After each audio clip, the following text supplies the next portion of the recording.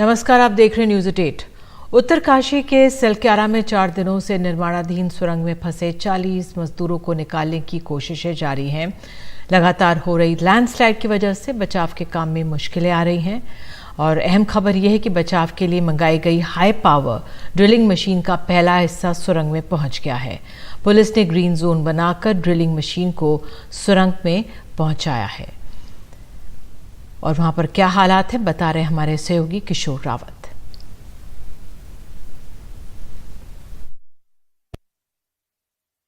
Silkyara tunnel में फंसे 40 लोगों को बचाने के लिए जिस मशीन का इंतज़ार किया जा रहा था वो मशीन पहुंच चुकी है। सामने इस ट्रक में ये मशीन है और ये आगे कटर होते हैं, ये आगे ड्रिल करेगा और तेज़ी से अंदर जाते हुए मलबा बाहर निकालेगा और पाइप फिट करेगा। तो इसके बाद कुछ और पार्ट्स आने हैं जिनको यहाँ असेंबल किया जाएगा और ये भारतीय वायुसेना के हरकुलिस विमान से चिन्यालीस और हेलीपैड लाए गए थे, एयर स्ट्रिप से में उतारा गया था और अभी फ़िलहाल पहला पार्ट आया है। इसके बाद लगातार पार्ट आएंगे, उनको यहाँ पर असेंबल किया जाएगा और उम्मीद की जा रही है कि ये तेज़ी से ड्रिल करेगी और 900 mm के पाइप को फिट करते हुए 40 ज़िंदगियों तक जो अंदर फंसे हैं उन तक पहुँचेंगे और उनको 1 बाय 1 करके बाहर निकालेंगे। फ़िलहाल अभी मशीनें आ रही हैं और मशीनें असेंबल होंगी और उसके बाद जब शुरू होगा उसके बाद ही अभी फ़िलहाल कुछ कहना मुश्किल अभी है, क्योंकि इसके बाद ही तय हो पाएगा जब ये मशीन काम करना शुरू होगी कि कब वो लोग कितने समय में बाहर आ पाएंगे। सिलक्यारा टनल से किशोर रावत, एनडीटीवी इंडिया।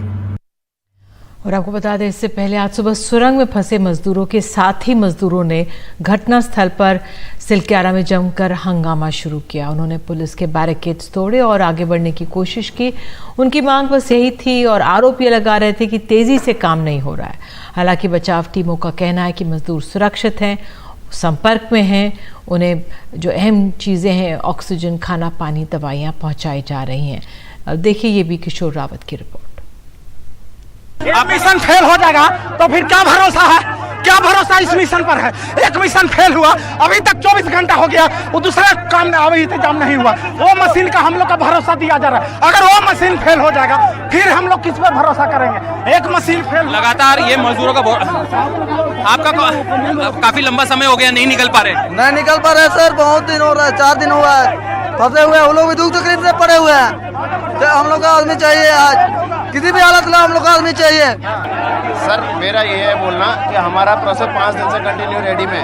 हमारा जो मतलब शासन प्रशासन जो आया है बाहर से, एनडीआरएफ, एसडीआरएफ, इन्होंने भी क्या किया अभी तक? इनको एक मौका भी नहीं दिया गया है मेरे ख्याल से। और जो हमारे कंपनी के मेंबर्स हैं, वो जो हमारे हेड ऑफिस स्टाफ है, जो भी है, उन लोगों ने आज 4 दिन हो गए प्रोसेस को करते हुए, कुछ किया नहीं है। लंबा समय का 75 घंटे से ज्यादा हो गया अभी तक। 75 घंटे नहीं सर, शनिवार को आदमी घुस रहा है। शनिवार को घुस दिन है, 5वां दिन है। अभी तक खाना पानी कुछ नहीं गया। लोग झूठ बोलता है, सब मजाक बना के रखा है। सर हम अंदर में काम करता हूँ, हम अंदर में काम करता हूँ सर, हमको मालूम नहीं है। उधर जम्मू कश्मीर के डोडा में बड़ा सड़क हादसा हुआ है। हादसे असार इलाके में हुआ जिसमें 36 लोगों की मौत हो गई, 19 लोग घायल हुए। यात्रियों से भरी हुई बस थी जो खाई में गिर गई। राहत बचाव काम जारी है। हादसे के लिए जांच के आदेश भी दे दिए गए हैं। और हमारे सहयोगी नज़ीर मसूदी ने कुछ देर पहले बताया था कि किस तरह से संख्या बल से ज़्यादा इसमें यात्री भरे हुए थे। साथ ही रूट जो था वो भी, उसका भी एक पूरी तरह से आधिकारिक रूप में वो सुनिश्चित नहीं था और इस तरह के हादसों की संख्या बढ़ी है इन घाटियों में।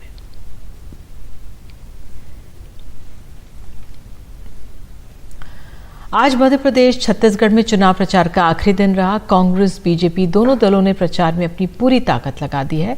छत्तीसगढ़ में अमित शाह, नड्डा, राहुल गांधी ने रैलियां की। हम स्पेशल पैकेज लाकर चांद की तरह देवांगन समाज से आते हैं। कहकर जाता हूं, देवांगन के राज में इस बार आपको जरा 3 दीपावली मनाना है भाई, मनाओगे क्या? मगर पूछो तो सही कोरबा वालों कि 3 दीपावली किस चीज के लिए मनानी है? मैं बता दूं, देखो एक दीपावली आप मना चुके, ठीक है। दूसरी दीपावली 3 दिसंबर को कमल फूल की सरकार बनाकर मनानी है। मनाओगे क्या? और तीसरी दीपावली 22 जनवरी को रामलल्ला का प्राण प्रतिष्ठा हो तब मनानी है। मोदी जी का तो आप पूछिए ही मत। मोदी जी का क्या कहना, देश के पहले ऐसे प्रधानमंत्री हैं जो परमानेंट अपनी ही पीड़ा में परेशान रहते हैं। कर्नाटका गए, बड़ी लंबी लिस्ट ले गए कि भाई मुझे इतनी गालियां दी हैं, यहाँ भी कहने लगे मुझे इतनी गालियां दी हैं, रोते ही रहते हैं। लगता है आपने वो सलमान खान की पिक्चर देखी है तेरे नाम, उसमें सलमान खान शुरू से अंत तक रोते ही रहते हैं। मैं तो कहती हूँ मोदी जी के लिए भी पिक्चर बना देते हैं, उसका नाम रखेंगे मेरे नाम। और उधर राजस्थान में आज सुबह मुख्यमंत्री अशोक गहलोत का एक ट्वीट आया, एक साथ जीत रहे हैं, फिर से ये ट्वीट में लिखा हुआ था और उसके साथ एक तस्वीर भी सामने रखी उन्होंने जिसमें वो सचिन पायलट को बोलते हुए सुन रहे हैं। तो इस बैठक में केसी वेणुगोपाल भी बैठे हुए हैं। बहरहाल अब चुनावी मौसम में इसके कई मायने निकाले जा रहे हैं। क्या दोस्ती का हाथ बढ़ाया जा रहा है? जीत के लिए सबका साथ होना ज़रूरी होता है। गौरतलब है कि मुख्यमंत्री पद को लेकर दोनों में घमासान चला था। 2018 में चुनावी जीत के बाद पद ना मिलने से सचिन 30 विधायकों के साथ विरोध पर उतर आए थे। उधर बीजेपी के लिए ट्राइबल सीटें बहुत अहम हैं और इस बार आपको बता दें प्रधानमंत्री ने आज इन्हीं वोटों को साधने की कोशिश की है। 2018 में मध्य प्रदेश में 47 सीटों में से 17 सीटें जीती गई थी। राजस्थान में 18 में से 9 जीती गई थी और छत्तीसगढ़ में 29 में से सिर्फ 3 सीटें जीती गई थी। तो आज प्रधानमंत्री ने इसी वर्ग को संबोधित किया। श्रीमान हेमंत सोरेन जी, वे सब भी यानी हम सब मिलकर माननीय प्रधानमंत्री और कर्नाटक के कद्दावर बीजेपी नेता येदियुरप्पा ने खुद को चुनावी राजनीति से भले ही अलग कर लिया हो, संन्यास कह रहे ले लिया है, लेकिन अपने बेटे विजेंद्रा को कर्नाटक की राजनीति के केंद्र में ला खड़ा किया है। विजेंद्रा ने प्रदेश बीजेपी अध्यक्ष की कुर्सी संभाली और इस वादे के साथ कि वो येदियुरप्पा विरोधी खेमे को भी साथ लेकर चलेंगे। हालांकि इस मौके पर वो नेता मौजूद नहीं थे जिन्हें येदियुरप्पा विरोधी माना जाता है। लंबे अरसे बाद बीजेपी मुख्यालय पर रौनक दिखी। बेटे को प्रदेश अध्यक्ष बनते देखने के लिए येदियुरप्पा का उत्साह भी दिखा। धार्मिक विधि विधान के साथ शिकारीपुरा से विधायक BY विजेंद्रा ने कुर्सी संभाली। मैं भरोसा देता हूं कि किसी भी कार्यकर्ता या वरिष्ठ नेता को मैं निराश नहीं करूंगा। रात दिन एक करके पार्टी को मजबूत करूंगा ताकि प्रधानमंत्री को और मजबूती दे सकूं। रात और दिन एक करके विजेंद्र पार्टी को मजबूत करेंगे। उनमें ये क्षमता है। अगर मतभेद हो तो हम दूर करेंगे और लोकसभा में सभी 28 सीटें जीतेंगे। इस मौके पर येदियुरप्पा विरोधी खेमे के कुछ नेता मौजूद नहीं थे, जैसे BL संतोष, बसवन गौर पाटिल यत्नाल, सोमन्ना, अरविंद बेल्लर। लेकिन कुछ आए और कुछ ने अपने सुर बदल लिए। एक परिवार में अगर 4 बेटे हैं, उसमें भी मतभेद होता है। ऐसे में बड़े एक साथ आ खड़े होते हैं। हम सभी साथ मिलकर सभी 28 सीटें जीतेंगे। येदियुरप्पा विरोधी खेमा BY विजेंद्रा की नियुक्ति से खुश नहीं है। ये एक बड़ी बाधा विजेंद्रा के लिए बन सकती है। इसका एहसास येदियुरप्पा परिवार को भी है। थोड़ा बहुत जो मतभेद है वो जल्द ही दूर हो जाएगा। विजेंद्रा पार्टी के सभी वरिष्ठ नेताओं का भरोसा जीतेंगे और एक ग्रुप जो विरोध कर रहा है वो जल्द ही खत्म हो जाएगा। BS येदियुरप्पा ने उम्र के इस पड़ाव पर खुद को चुनावी राजनीति से तो दूर कर लिया, लेकिन अपने बेटे BY विजेंद्रा को कर्नाटक की राजनीति के केंद्र में ला खड़ा किया। BY विजेंद्रा की सबसे बड़ी चुनौती येदियुरप्पा विरोधी खेमे को साथ लेकर चलने की है। अगर इसमें वो कामयाब होते हैं और लोकसभा चुनावों में बीजेपी बेहतर प्रदर्शन करती है, तभी BY विजेंद्रा अपने पिता की तरह एक कद्दावर नेता के तौर पर उभर पाएंगे। बेंगलुरु से कैमरामैन कुमार के साथ Nihal Kidwai, NDTV India. Supreme Court ने सुझाव दिया कि पंजाब में वायु प्रदूषण पर लगाम लगाने के लिए पराली की समस्या पर भी एक तरह से लगाम लगाने के लिए धान की जगह अन्य फसलें लगाई जाएं। लेकिन क्या ये कदम आसान होगा? क्या देश की खाद्य सुरक्षा पर असर पड़ेगा? एक रिपोर्ट। पंजाब के मानसा के राजविंदर सिंह ने पिछले साल धान की जगह मूंग की फसल लगाई, लेकिन बात बनी नहीं। उनको एमएसपी से भी कम दामों पर व्यापारियों को अपनी उपज बेचनी पड़ी। सरकार साडे नाल एमएसपी ਦੀਆਂ ਗੱਲਾਂ ਤਾਂ ਬਹੁਤ ਕਰਦੀ ਹੈ, पर ते आपदे वादे ते पूरा नहीं उतर सकती। पिछले साल करीब 85% से ज्यादा मूंग एमएसपी के 7,275 रुपए क्विंटल से भी कम पर बेची गई। राज्य सरकार को 1,000 रुपए का भावांतर किसानों को देना है। इससे सरकार पर 42 करोड़ का बोझ पड़ेगा। धान की खेती से पंजाब के हटने का असर राशन की सार्वजनिक वितरण प्रणाली पर भी पड़ सकता है, जिसके जरिए आर्थिक तौर पर कमजोर लोगों को अनाज दिया जाता है। राज्य सरकार ने साल 2022-23 के खरीफ सीजन में खाद्य निगम को सेंट्रल पूल में अपने हिस्से का जो चावल दिया वो 21% के आसपास था। इससे पहले ये 20% था और पिछले 10 वर्षों में पंजाब ने एफसीआई को सबसे ज्यादा हिस्सा दिया है। खेती किसानी के जानकारों का कहना है कि धान की जगह दूसरी फसलों को बढ़ावा देने के लिए सरकार को किसानों को कुछ फायदा भी देना चाहिए। डिवर्सिफिकेशन जो है वो सक्सेसफुल नहीं होती, और इसको अगर सक्सेसफुल करना है तो उसके लिए सेंट्रल गवर्नमेंट को पहले डिसाइड करना पड़ेगा कि पंजाब से कितना फूड सिक्योरिटी के लिए राइस और गेहूं जो चाहिए।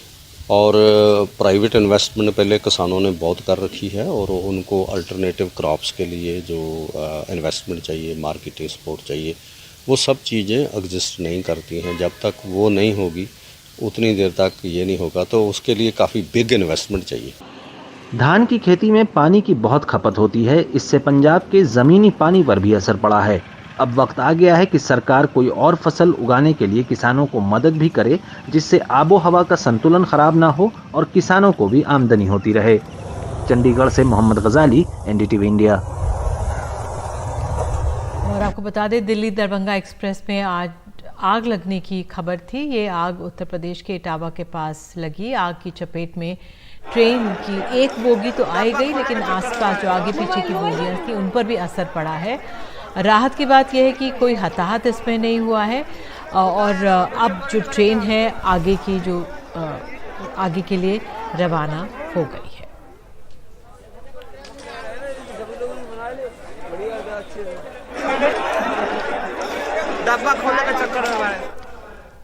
नीति आयोग ने देश में स्कूली शिक्षा में सुधार के लिए कमजोर बुनियादी ढांचा, शिक्षकों और प्रशासनिक संसाधन की कमी से जूझ रहे पिछड़े स्कूलों के विलय की सिफारिश की है। एक शोध में सामने आया कि कैसे सरकारी स्कूलों में पढ़ाई लिखाई पर बुरा असर कई कारणों से पड़ा है, जैसे कि खराब बुनियादी ढांचा, हेडमास्टर प्रिंसिपल की गैरहाजिरी, 1-2 शिक्षकों को सभी कक्षाओं का दारोमदार डालना।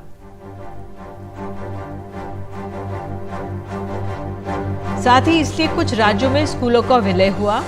मध्य प्रदेश में 35,000 स्कूलों का विलय हुआ है। झारखंड में 4,380 स्कूलों को विलय हुआ है। उड़ीसा में 2,000 स्कूलों का विलय हुआ है। और इस पर और विस्तार से जानकारी दे रहे हैं हमारे सहयोगी हिमांशु शेखर मिश्र।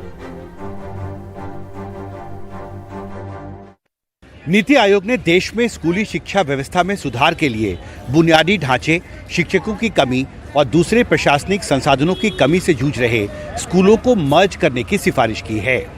7 एजुकेशन प्रोजेक्ट के कार्यान्वयन पर अपनी ताज़ा रिपोर्ट में नीति आयोग ने यह सिफारिश की है।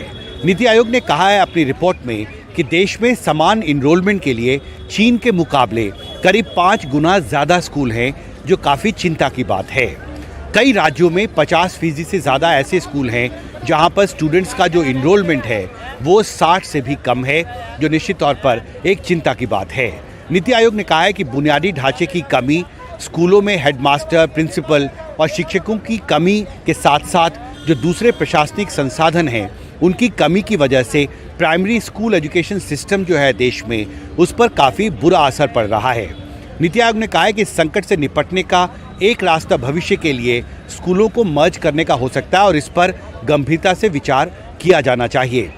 दरअसल जो 7 एजुकेशन प्रोजेक्ट है उसके तहत 3 राज्यों मध्य प्रदेश, झारखंड और ओडिशा में स्कूलों को मर्ज करने का एक एक्सपेरिमेंट पिछले 3 साल में किया गया है और इस दौरान मध्य प्रदेश में करीब 35,000, झारखंड में 4,380 और ओडिशा सरकार ने पिछले 3 साल में करीब 2,000 प्रशासनिक संसाधनों की कमी से जूझ रहे स्कूलों को मर्ज किया है। और नीति आयोग ने अपनी रिपोर्ट में कहा है कि इस एक्सपेरिमेंट के अच्छे नतीजे सामने आए हैं और भविष्य में प्राइमरी स्कूल एजुकेशन सिस्टम की जो चुनौतियां हैं उनसे निपटने के लिए उन राज्यों में जहां पर प्रशासनिक संसाधनों की कमी ज़्यादा है वहां पर अगर इस तरह के स्कूलों को ज़्यादा मर्ज किया जाता है तो इसके अच्छे नतीजे सामने आ सकते हैं। दिल्ली से गौरी प्रसाद के साथ हिमांशु शेखर, एनडीटीवी इंडिया।